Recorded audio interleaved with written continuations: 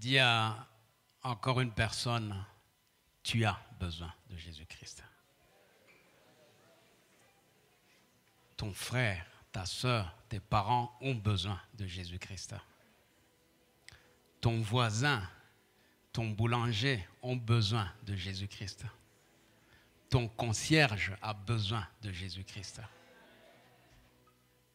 Ton professeur a besoin de Jésus-Christ.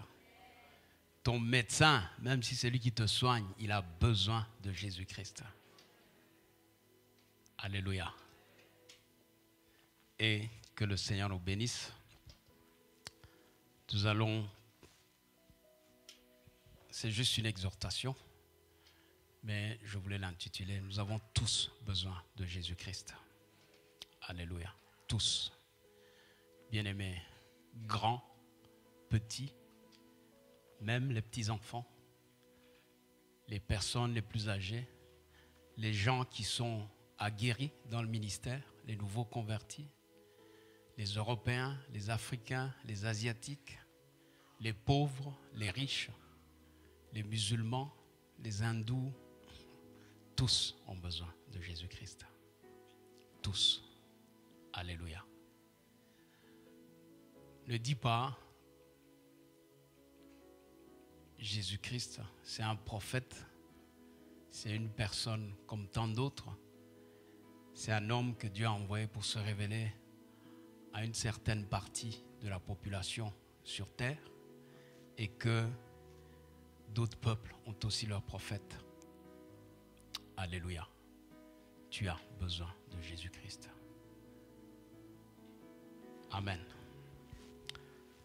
Voilà, rapidement, je vais lire quelques passages dans Genèse 2.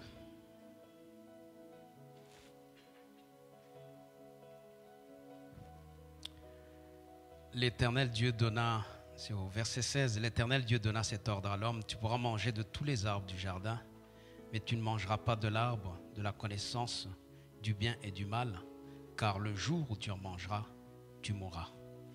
Alléluia. 3, 22.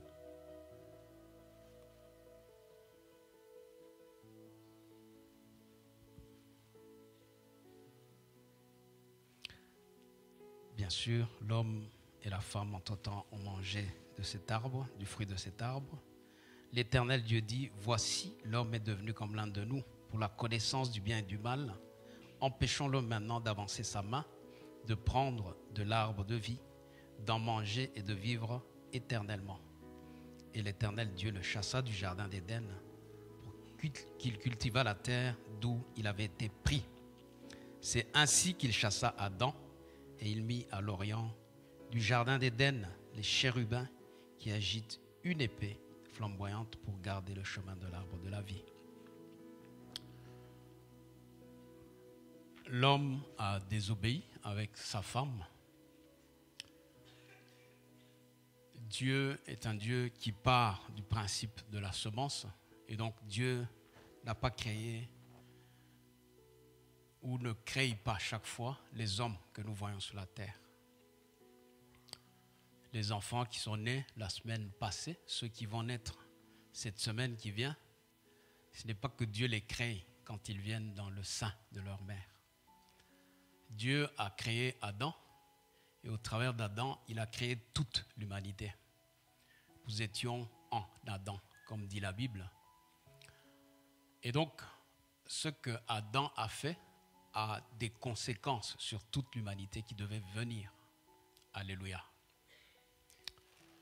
Aujourd'hui, si l'on dit à certaines personnes qu'elles sont pécheresses, elles diront « Pourquoi m'appelles-tu pécheur ?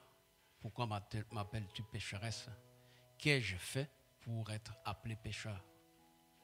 Bien-aimés, il y a des choses qui nous arrivent sans que nous en soyons responsables. Si je disais à quelqu'un « Tu es noir », parfois, ça dépend de la façon dont je le dis. Si je le dis d'une manière normale, c'est parce que tu n'as pas choisi d'être noir, tu n'as pas choisi d'être blanc, et donc c'est une façon de t'identifier, simplement. Maintenant, si je le dis d'une autre façon, tu peux dire je suis raciste. Alléluia. Mais le fait que tu sois noir ou blanc ne dépend pas de toi. Pas du tout. Donc il y a des choses que nous le voulions ou pas, elles ne dépendent pas de nous. Et donc le fait d'être pécheur, pécheresse, ça ne dépend ni de toi, ni de moi. Tu es né pécheur, tu es né pécheresse. Alléluia. Et donc, Dieu avait dit à Adam que lorsqu'il prendra du fruit de la connaissance du bien et du mal, le jour où il en prendra, il mourra certainement. Adam et Ève mangent de ce fruit, leurs yeux s'ouvrent, ils s'attendent peut-être à une catastrophe visible, mais n'est pas visible. Parce qu'ils se disent, Dieu a dit, le jour où j'en mangerai, je mourrai. Ils ne voient pas la mort, ils ne la connaissaient pas. Pourtant, la conséquence de cet acte-là sera, on l'a lu en Genèse 3, cela que Dieu va les chasser du jardin. Et il met même des anges ou des chérubins avec une épée flamboyante pour les empêcher de revenir dans sa présence. Amen. Adam mourra à 930 ans. Donc il aura certainement entendu et dit, au fait, cette parole que Dieu a dite, je ne la vois pas s'accomplir. Mais quand on lit la traduction originale, elle dit « dans le jour ». Et dans les psaumes, on dit ceci, c'est qu'un jour pour Dieu sont comme 1000 ans. Et donc, ce jour de Dieu qui valait 1000 ans, c'est le jour où Adam est mort, parce qu'il avait 930 ans. Alléluia. Mais là n'est pas le problème. Le premier problème, ou la première mort, ce n'est pas celle-là. Celle-là est une conséquence de la première mort. Il y aura même une deuxième mort. On va en parler. La Bible appelle la seconde mort. La première mort que Adam et Ève ont connue, c'est celle d'être séparés d'avec Dieu. Et donc, nous qui étions en eux, nous étions également séparés de Dieu. Amen. La mort spirituelle, c'est l'esprit de l'homme qui est séparé d'avec l'esprit de Dieu, son créateur, de sa source. La mort physique, c'est simplement l'esprit de l'homme qui quitte ce corps. Tous, nous mourrons un jour. Alléluia. Et donc, bien-aimés, j'aimerais dire simplement ceci, c'est que quand nous sommes nés sur terre, nous étions déjà morts spirituellement. C'est cela la vérité biblique. Et Dieu, dans sa bonté, avait préparé autre chose. Nous allons le lire. Et donc, il fallait d'abord dire que tous sont pécheurs à la naissance, que personne ne se dise qu'il n'est pas pécheur. Et d'ailleurs, Romains 3, 23 nous dit que tous ont péché et sont privés de la gloire de Dieu. Amen.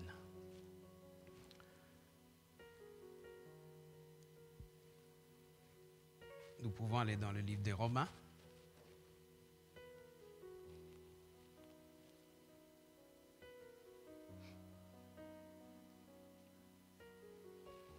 Alléluia. J'aimerais être simple ce matin. Nous avons des enfants et les enfants doivent recevoir l'évangile. Et parfois, même certaines personnes ont couru dans les choses spirituelles, mais sans connaître les bases de l'évangile, c'est-à-dire la bonne nouvelle. La bonne nouvelle du salut en Jésus-Christ, elle est simple. Nous sommes tous pécheurs, mais un espoir quelque part. Le salut, c'est Yeshua en hébreu. C'est en lui seul que l'espoir réside. Et nous avons tous besoin de lui. Même nous qui l'avons déjà reçu. Au jour le jour, jusqu'au dernier jour où il vient nous enlever ou bien où il nous prendra, nous aurons besoin de lui. Romains 5, 18 à 19. Ainsi donc, comme par une seule offense, la condamnation a atteint tous les hommes, de même par un seul acte de justice, la justification qui donne la vie s'étend à tous les hommes. Verset 19. Car comme par la désobéissance d'un seul homme, beaucoup ont été rendus pécheurs, de même par l'obéissance d'un seul, beaucoup seront rendus justes. Vous comprendrez qu'on parle de Jésus-Christ. Alléluia. 1 Corinthiens 15. Et puis, je vais exhorter. Verset 22.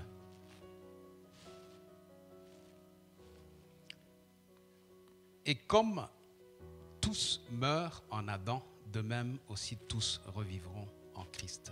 Alléluia.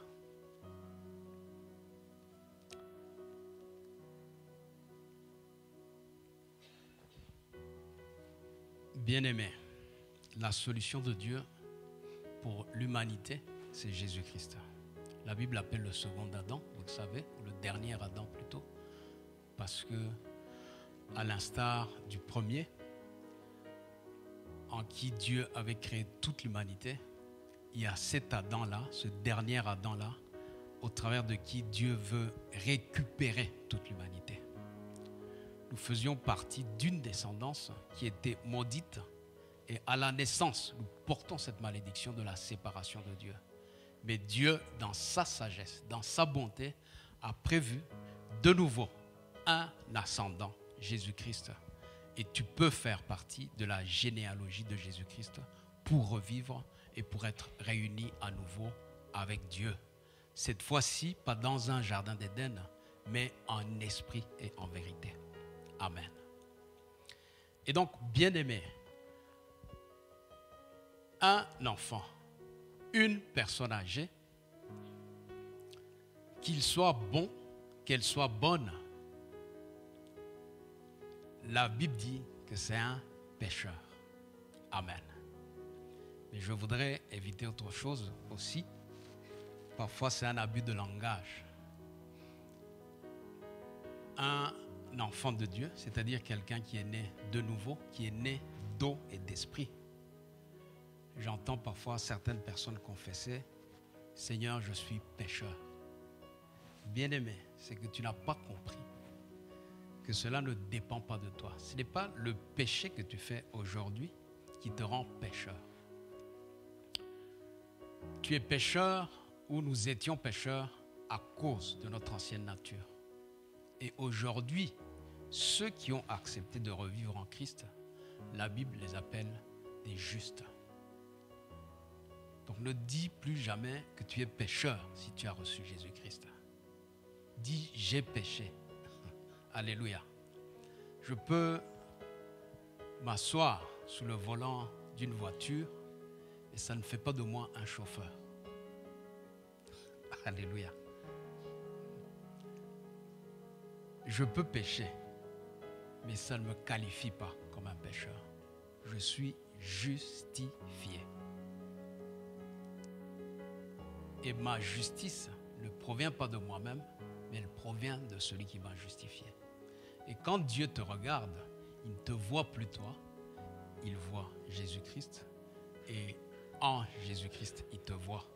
De la même façon que quand il regardait l'humanité entière, quand il a chassé Adam, il voyait Adam bien sûr, mais il voyait toute l'humanité au-dedans d'Adam. C'est aussi simple que cela. Amen.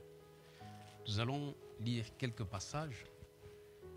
Ils sont prophétiques d'une façon pour parler du fait que tous ont besoin de Jésus-Christ. C'est dans Jean 11 d'abord. Vous connaissez cette histoire de Lazare.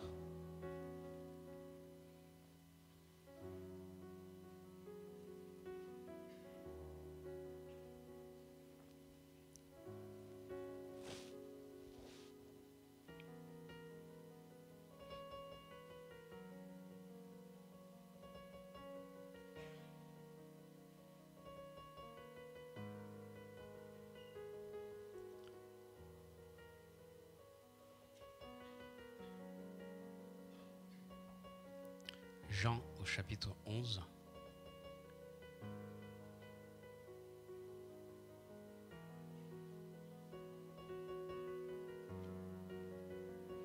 À partir du verset 38. Jésus, frémissant de nouveau en lui-même, se rendit au sépulcre. C'était une grotte et une pierre était placée devant. Jésus dit, ôtez la pierre. Marthe, la sœur du mort, lui dit, Seigneur, il sent déjà, car il y a 4 jours qu'il est là. Jésus lui dit, ne t'ai-je pas dit que si tu crois, tu verras la gloire de Dieu? Ils ôtèrent donc la pierre et Jésus leva les yeux en haut et dit, Père, je te rends grâce de ce que tu m'as exaucé. Pour moi, je savais que tu m'exauces toujours, mais j'ai parlé à cause de la foule qui m'entoure afin qu'ils croient que c'est toi qui m'as envoyé. Ayant dit cela, il cria d'une voix forte, Lazare, sors. Et le mort sortit, les pieds et les mains liés de bandes et le visage enveloppé d'un linge. Jésus leur dit, déliez-le et laissez-le aller. Plusieurs des Juifs qui étaient venus vers Marie et qui virent ce que fit Jésus crurent en lui. Luc chapitre 7. Luc chapitre 7.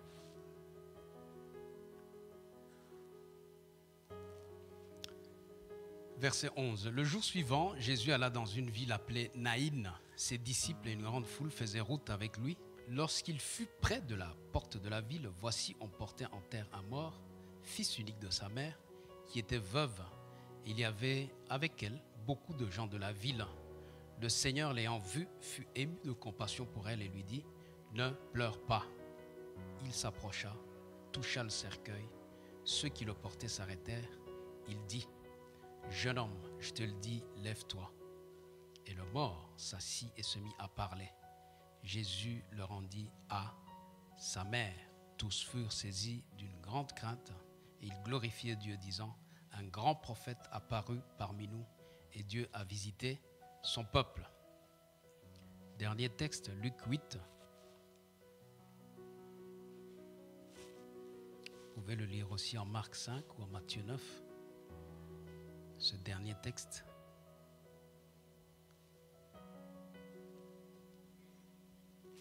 À partir du verset 40.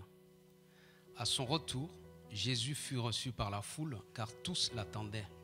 Et voici, il vint un homme nommé Jairus, et qui était chef de la synagogue.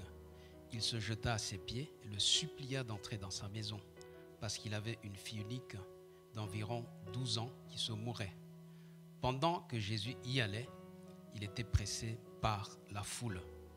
Entre-temps, il y a un épisode qui se passe à partir du verset 43, mais nous allons le sauter.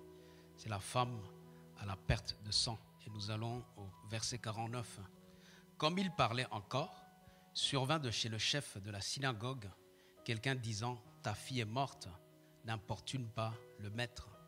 Mais Jésus, ayant entendu cela, dit au chef de la synagogue, ne crains pas, crois seulement et elle sera sauvée ou elle sera guérie. Lorsqu'il fut arrivé à la maison, il ne permit à personne d'entrer avec lui, si ce n'est à Pierre, à Jean et à Jacques, et au père et à la mère de l'enfant. Tous pleuraient et se lamentaient sur elle. Alors Jésus dit, ne pleurez pas, elle n'est pas morte, mais elle dort. Et il se moquait de lui, sachant qu'elle était morte. Mais il la saisit par la main et dit d'une voix forte, enfant, lève-toi. Et son esprit revint en elle, et à l'instant, elle se leva, et Jésus ordonna qu'on lui donnât à manger. Les parents de la jeune fille furent dans l'étonnement.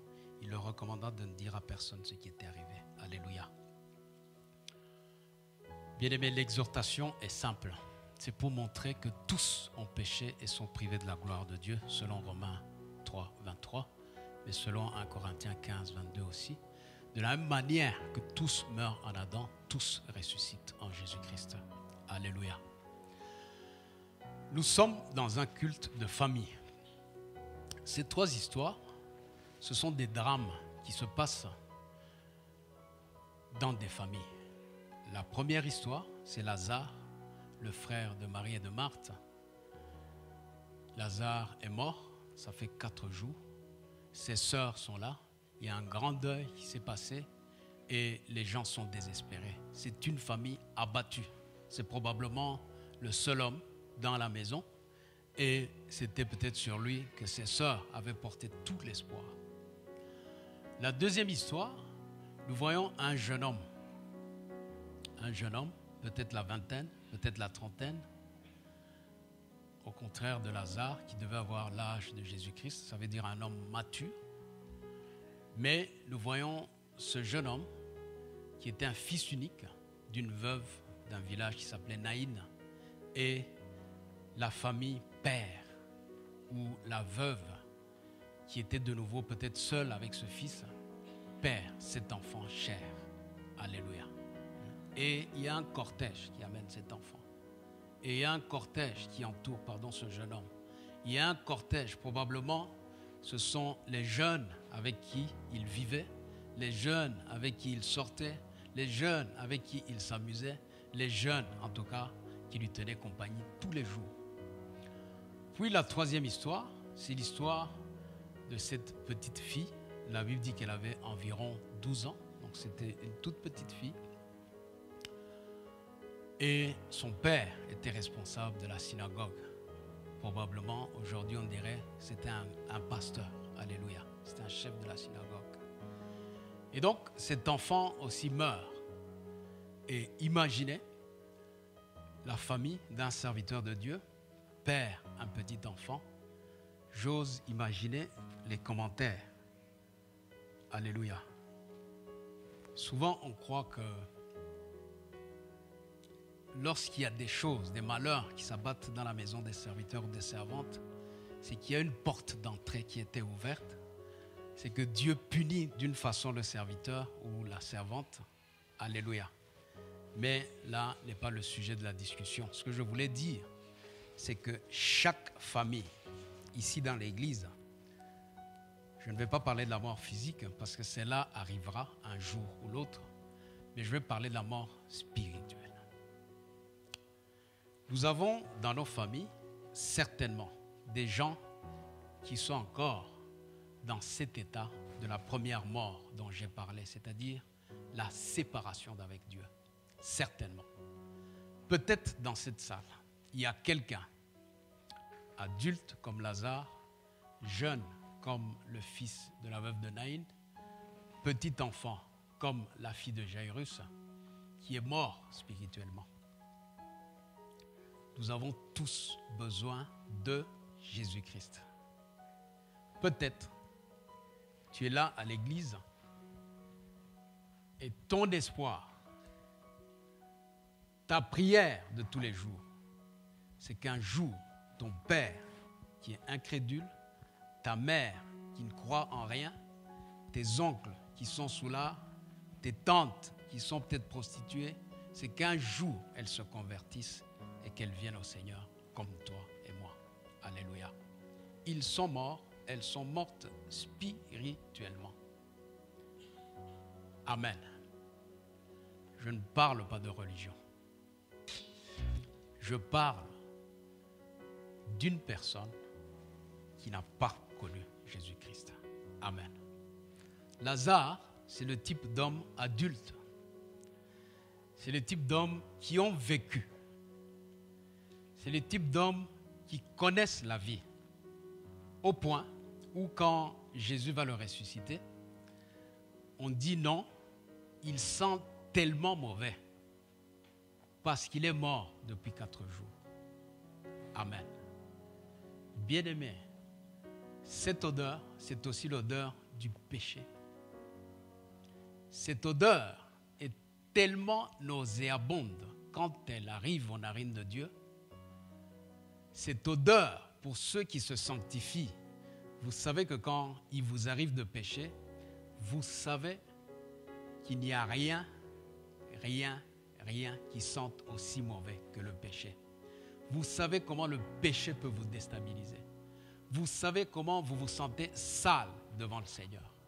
Et Lazare, c'est le type de cette personne. C'est les gens qui ont tellement vécu dans la boue du monde. C'est les gens qui ont tellement péché.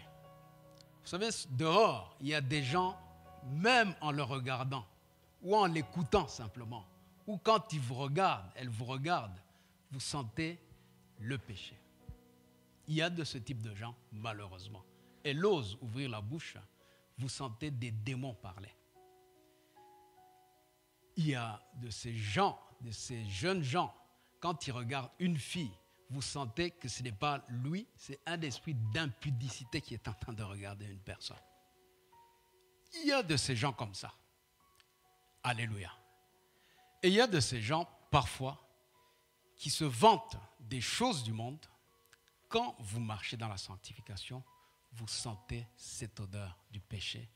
C'est une odeur nauséabonde. La Bible appelle le péché, pour ceux qui sont dans le Seigneur, elle le compare à du vomi ou à de la boue. Et quand nous retournons au péché, c'est tellement sale qu'on dit que le chien est retourné à ceux qu'il a vomi ou que le cochon est allé se vautrer à nouveau dans la boue. Imaginez la puanteur du péché. Amen. Ça, c'est l'état où Dieu voit le pécheur. Mais il y a un espoir. L'espoir est dans le Seigneur Jésus-Christ. Alléluia. Une telle personne, ni ses sœurs, ni sa famille, même si elles sont les plus grands amis de Jésus, ne peuvent rien. Amen. Sinon, l'intercession. Et c'est ce que Marthe et Marie ont fait. Mais d'eux-mêmes, ils ne peuvent rien. Les médecins ont sûrement essayé, ils ne peuvent rien.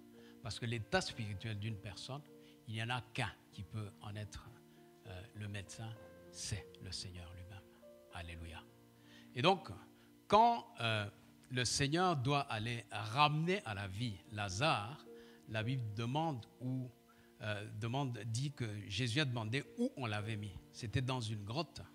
C'était un endroit, comment j'allais dire, une grotte, c'est quelque chose de tellement dur, c'est quelque chose de tellement enfermé. Il y avait une pierre devant, c'était tellement difficile d'accès. Alléluia. Personne ne pouvait rouler cette pierre. Si ce n'est sur l'ordre de Jésus-Christ qui a dit qu'on roule cette pierre. Ça veut dire que parfois les vies des gens sont tellement enfermées qu'il n'y a que Jésus qui peut parler et obtenir que cette personne sorte de la prison spirituelle où elle se trouve. Une deuxième chose, la Bible dit que Jésus s'écria d'une voix forte.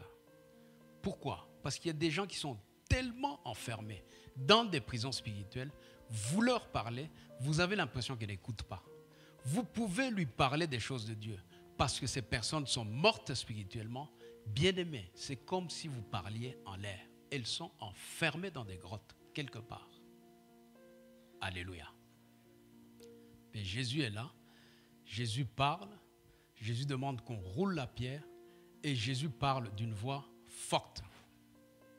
Vous verrez que dans les autres récits, Jésus a parlé d'une voix simple, à la fille surtout, à la petite fille. Mais là, il doit parler d'une voix forte. Et ça veut dire simplement que parfois, les gens sont tellement enfouis dans le péché que le Seigneur doit utiliser la manière forte. Il doit utiliser la manière forte. Et quand ce genre de personne vient au Seigneur, la Bible dit ici que Jésus a demandé de le délier. Ce sont des gens qui ont besoin de grande délivrance. La délivrance se justifie. Quelqu'un qui a mené une vie de péché, quelqu'un qui sait dans quoi il est allé, tu es allé dans l'impudicité, tu as lié ton âme avec l'âme d'une autre personne, tu es allé dans l'occultisme, tu t'es livré au monde spirituel. Bien-aimé, tu as besoin de délivrance. C'est pour cela qu'on pratique la délivrance dans les églises. Alléluia. Donc, je parle de cette personne adulte qui est représentée par Lazare. Les jeunes qui sont là, vous pouvez vous dire, moi, je ne sens pas comme Lazare. Mais attendez, alléluia. La Bible parle de ce jeune homme, fils unique de la veuve de Naïn. Et ce jeune homme, comme je le disais, vous voyez ceux qui l'accompagnent, c'est tout un cortège. Qui sont ces gens? C'est probablement sa compagnie. Alléluia. et ils ne peuvent rien faire. Vous savez, parfois la jeunesse, nous sommes emportés par le compagnonnage, nous sommes emportés dans nos amitiés, nous sommes emportés par l'effet du groupe, parfois sans savoir que simplement nous accompagnons les uns vers la mort, parfois sans savoir que nous sommes dans un cortège de la mort. Alléluia.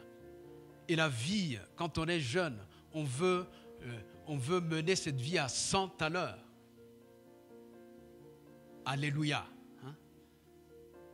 Sans savoir que parfois l'Église est représentée par cette mère, que l'espoir de l'Église repose sur vous, la jeunesse. Amen. Mais parfois vous préférez la compagnie qui vous mène à la mort. C'est un cortège qui ne peut rien, quel que soit leur nombre, bien-aimés, si vous ne rencontrez pas Jésus. Et c'est ce que Jésus a fait. La Bible dit qu'il a arrêté ce cortège. Si Jésus ne vous arrête pas dans votre course folle par rapport à ce monde, par rapport à ses convoitises, par rapport à tout ce qui vous est présenté, les nouveautés qui sont présentées, la convoitise, les passions de la chair, etc., si le Seigneur Jésus ne vous arrête, c'est la mort qui vous attend. Vous avez besoin aussi de Jésus-Christ, la jeunesse. Et la Bible dit qu'il a touché le cercueil. Ce jeune était enfermé. Les gens qui l'accompagnaient ne pouvaient rien. Les mêmes qui l'ont accompagné toute la vie, c'est les mêmes probablement qui ont cloué le cercueil avec des clous. C'est les mêmes qui l'ont accompagné et qui attendent leur tour. Mais pour ce garçon, il y avait une grâce. C'est qu'il a rencontré Jésus-Christ sur son chemin et Jésus a arrêté le cercueil et le jeune homme s'est levé. Il l'a rendu à sa mère. Amen. Quelle joie dans cette famille. Quelle joie quand nous voyons des jeunes se convertir. Quelle joie et quel témoignage quand un jeune se convertit et que tous ceux qui sont autour de lui voient le miracle du changement, le miracle de la vie du Seigneur qui opère dans la vie de ce jeune homme ou de cette jeune fille. Alléluia. Le dernier cas, c'est celui d'une jeune fille, à peu près 12 ans. Et donc, on peut dire, bon, qu'aurait fait cet enfant? Je parle de la mort spirituelle. On l'a vu, la base de la mort, ou la première mort, c'est la mort spirituelle. Et donc, bien-aimé, cet enfant qui était la fille du pasteur de l'époque, cet enfant meurt aussi. Pourquoi? La Bible veut nous enseigner simplement ceci. Ce n'est pas parce que tu es l'enfant du pasteur, ce n'est pas parce que tu es la fille de l'évêque, ce n'est pas parce que tu es le fils du diacre ou de la diaconesse, de l'ancien, de l'ancienne, que tu es converti. Ce n'est pas par héritage qu'on se convertit. Alléluia. Et donc, un enfant, tout aussi petit qu'il soit, a besoin de Jésus-Christ. Pendant qu'on vient dire à Jésus d'aller vers la maison de Jairus, Jésus doit s'occuper d'autre chose, doit s'occuper d'un autre cas. Et en chemin, on vient lui dire, de la même façon que pour Lazare, que ça ne sert à rien, la jeune fille est morte. Jésus dit ceci, c'est que l'enfant n'est pas morte, elle dort simplement. Amen. Vous savez, pour des termes, pour certaines choses physiques, Jésus emploie des termes tout à fait étrangers aux nôtres. Si la personne est morte spirituellement, la Bible parle de la mort. Mais quand les personnes meurent physiquement, la Bible parle de sommeil. C'est très différent. Quelqu'un qui sommeille, on peut le réveiller. Donc le problème, ce n'est pas la mort physique, parce qu'un jour, nous ressusciterons tous. Alléluia. Le problème, c'est la mort spirituelle. Et pour la première mort spirituelle, il y a une solution, c'est Jésus-Christ. Mais dans le livre d'Apocalypse, on n'aura plus le temps d'y aller, la Bible parle de la seconde mort. Ça veut dire ceux qui auront refusé Jésus-Christ jusqu'au bout. Ceux-là mourront une deuxième fois spirituellement, et cela pour l'éternité. Il n'y aura plus aucune grâce, aucune chance de récupération. Amen. Cet enfant, Jésus va dans la maison de son père. Il prend uniquement 3 de ses disciples et il ne permet à personne d'entrer dans la chambre où était couché cet enfant, sinon le père et la mère. Alléluia. Pourquoi? Parce que le Seigneur veut attirer notre attention sur le fait que lorsque nous sommes parents, nous sommes responsables quelque part. Amen. Ton enfant, mon enfant, nous avons un devoir, c'est de les instruire selon les voies du Seigneur Jésus-Christ. Cela produira la vie. Quoi qu'ils soient dans l'Église, nous devons veiller à ce que ces enfants deviennent des disciples du Seigneur et pas des petits religieux qui cherchent des postes, un jour à remplacer papa, un jour à remplacer la diaconesse telle, et qui se voient simplement dans des positions. Amen. Des vrais disciples du Seigneur qui portent la vie du Seigneur au-dedans d'eux. Et c'est ce que nous devons faire. Plus qu'aimer l'Église, plus qu'aimer l'arche, plus qu'aimer le pasteur Jean-Paul, apprenez à vos enfants à aimer le Seigneur Jésus-Christ. Et à avoir une relation personnelle avec lui. Le cœur, c'est le Seigneur qui le transforme. Le cœur de l'enfant doit s'attacher au Seigneur Jésus. Et vous voyez, le Seigneur vient quand vous le mettez, cet enfant, quand vous la mettez en relation avec le Seigneur Jésus, le Seigneur lui parle. Il y a des enfants à qui le Seigneur parle. Amen. Et la Bible dit que le Seigneur lui parla doucement. L'enfant se réveilla, c'est-à-dire qu'il est sorti de sa mort, elle est sortie de sa mort. Et la Bible dit, donnez-lui à manger. Pourquoi? Parce qu'un enfant doit être nourri spirituellement sans cesse. Bien-aimés, il y a des occasions où vous n'aurez plus l'opportunité de nourrir spirituellement vos enfants. Ça va tellement vite. Le jour où ils devront partir de la maison, j'allais dire, pour vous, ça va être trop tard. Pas pour le Seigneur, certainement, mais pour vous, vous aurez des regrets. Il y a des choses, nous devons le faire quand ils sont tout petits. Et la Bible dit que si on leur donne l'instruction, pendant qu'ils sont des petits-enfants, quand ils seront même vieux, ils s'en souviendront. Ils pourront s'égarer, ils pourront aller à gauche, à droite, mais un jour, le Seigneur va les rattraper, comme il a fait pour le jeune de Naïn ou Lazare lui-même. Alléluia. C'est une petite exhortation. Je voulais juste dire par rapport à ce culte de famille que, bien aimé, nous devons plus nous soucier de la vie spirituelle dans nos maisons, dans nos familles, que de tout le reste. Alléluia.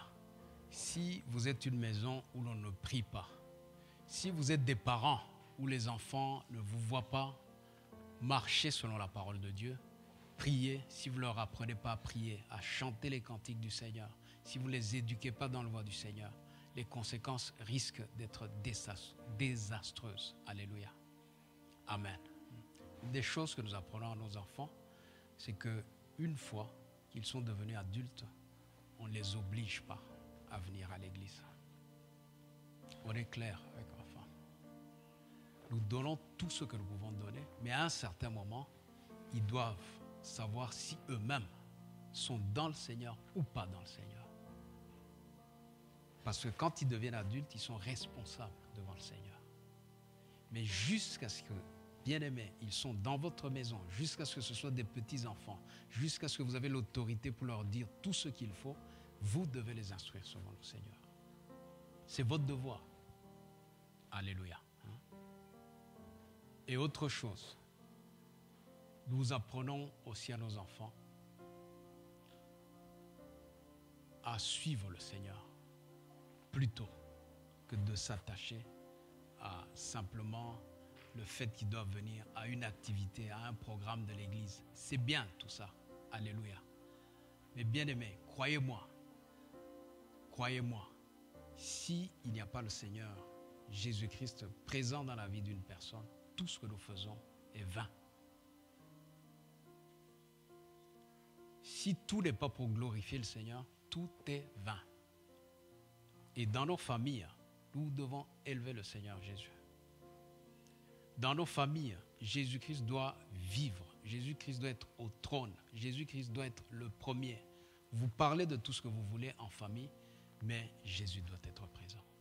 Jésus doit être à sa première place. Alléluia. Tous ont besoin de Jésus-Christ. Les plus âgés, peut-être vous ne vivez pas avec eux, mais vous avez le devoir d'intercéder. Vos parents, vos membres de famille, vos voisins, tous ont besoin de Jésus-Christ. La jeunesse que vous voyez dans les rues, dans les quartiers, ne les blâmez pas. Priez pour eux. Alléluia. Montrez-leur qu'il y a un espoir. Montrez-leur que la joie qu'ils recherchent, cette joie, ils peuvent la gagner autrement et d'une manière plus sereine, d'une manière plus certaine, d'une manière plus profonde, haute dedans d'eux. Ils n'ont pas besoin de chercher à l'extérieur ce qu'ils peuvent avoir à l'intérieur et emporter à tout moment. Les enfants, les petits-enfants, veillez sur eux. Nourrissez-les de la parole de Dieu. Alléluia. Nous allons incliner nos têtes.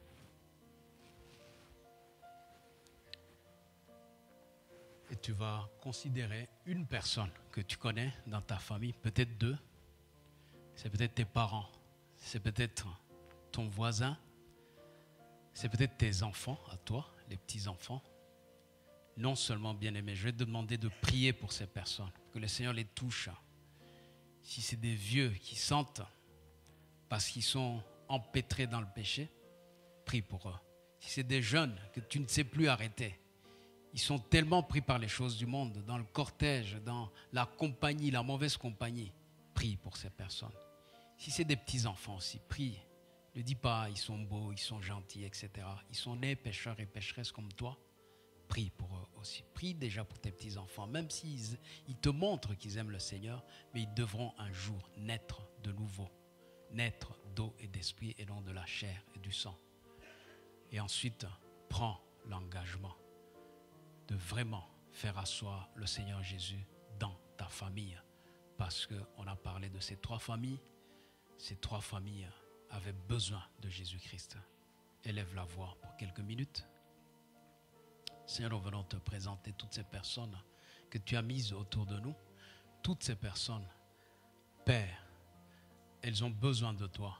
Toutes ces personnes ont besoin de te connaître, Jésus-Christ, et de te rencontrer d'une manière personnelle. Seigneur, ne regarde pas aux fautes, ne regarde pas aux péchés, parce que Seigneur, tous ont péché, sont privés de ta gloire.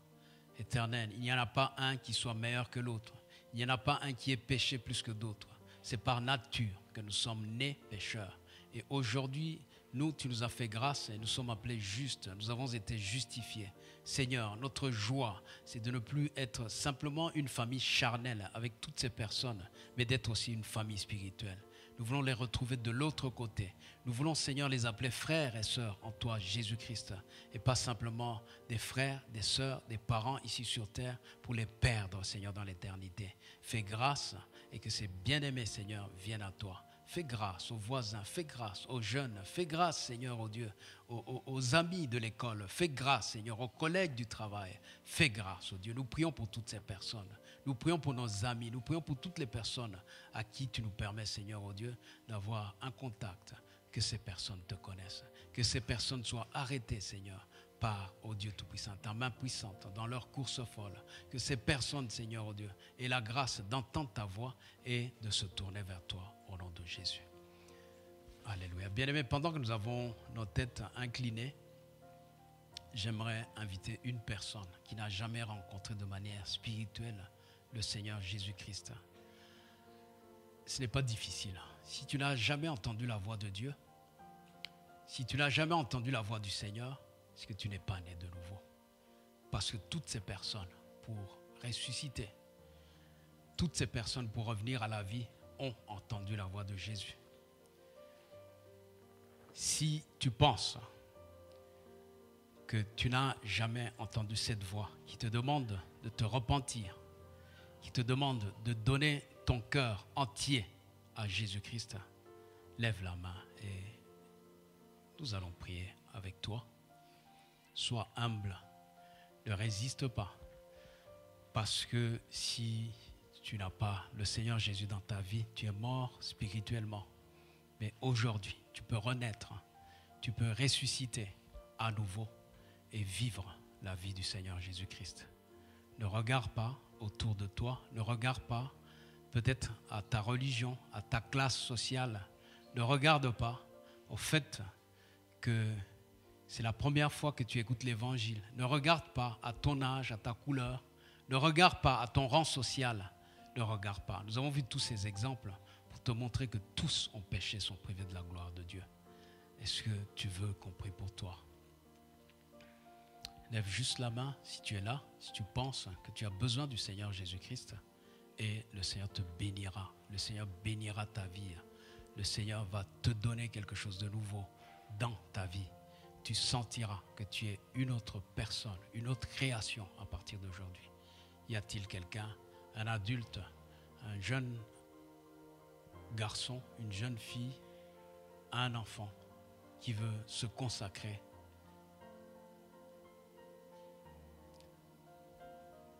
Si tu es là, lève la main. Si tu n'es pas là non plus, nous rendons gloire à Dieu et nous prenons juste cet engagement de mettre le Seigneur Jésus-Christ au devant dans nos vies. Alléluia. Il y a des petits-enfants qui lèvent la main. Alléluia. Ils vont se lever là où ils sont et les parents vont prier pour eux. Amen. Là où ces petits-enfants levaient la main, priez pour ces enfants. Je vois des petits-enfants qui lèvent la main. Priez pour eux là où ils sont. Y a-t-il un adulte? S'il n'y en a pas, gloire à Dieu. Est-ce que vous pouvez prier pour ces petits-enfants? Entre-temps, on va disposer la table de la Sainte Seine.